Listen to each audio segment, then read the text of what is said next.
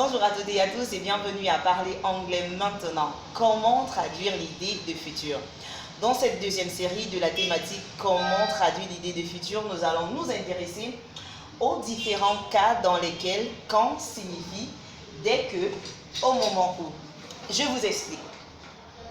Alors, si vous vous exprimez en français et que vous voulez traduire l'idée de futur dans une phrase comme la suivante. Quand vous verrez Monsieur Smith, dites-le lui. En français, c'est le futur simple, n'est-ce pas? Si vous voulez traduire cette idée de futur en anglais, vous allez simplement utiliser le present simple. Donc, lorsque dans une phrase en français, on utilise le futur simple, en anglais, on pourra traduire cette idée de futur par le simple present ou le present future, qui donnera ceci. When you go see Mr. Smith, tell him. Quand vous verrez Monsieur Smith, dites-le lui. Quand vous traduirez l'idée du futur en anglais, vous direz When you see Mr. Smith, tell him. Tell est souligné parce que c'est le verbe dire au présent, present simple en anglais. Pourtant, la phrase en français est au futur simple. Le deuxième cas de figure pour traduire le futur, lorsqu'on s'exprime en français, vous pourrez par exemple utiliser le futur antérieur qui en anglais, l'idée de futur ici est traduite par le present perfect. Donc vous avez to do, l'auxiliaire to have, plus le participe passé du verbe. J'espère que vous comprenez. Je vous donne un exemple. We will talk about it as soon as you have seen Mr. Smith. Quand vous parlez en français, vous direz nous en parlerons dès que vous aurez rencontré ou vu Monsieur Smith. Quand vous direz cette phrase en anglais ou l'idée de futur ici en anglais, vous utiliserez le present perfect qui donne ceci. We will talk about it as soon as you have seen. Have seen, c'est le present perfect. Donc vous avez l'auxiliaire have et vous avez le participe passé du verbe to see.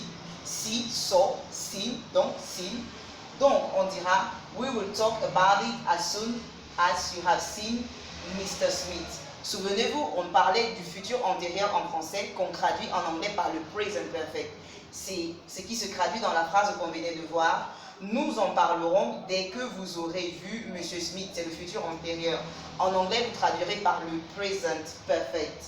We will talk about it as soon as you have seen. Have seen, c'est le present perfect. Un autre cas de figure pour traduire l'idée du futur, lorsque vous vous exprimez en français et que vous parlez au conditionnel présent, en anglais, pour avoir la traduction du futur, vous utiliserez le simple past ou le prétérit en français.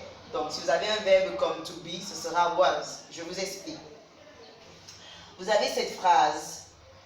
He had promised to tell Mr. Smith as soon as he saw him. So, comme je venais de vous dire, conditionnel présent, traduit en anglais par le simple past ou le past simple. Donc, so, c'est le verbe conjugué au past simple ou au prétérit en français, pour traduire l'idée de conditionnel présent.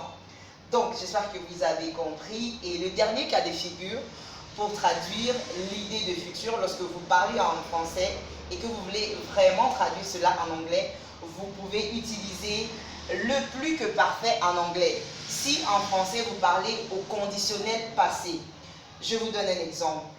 He said we will talk about it as soon as he had seen Mrs. Smith.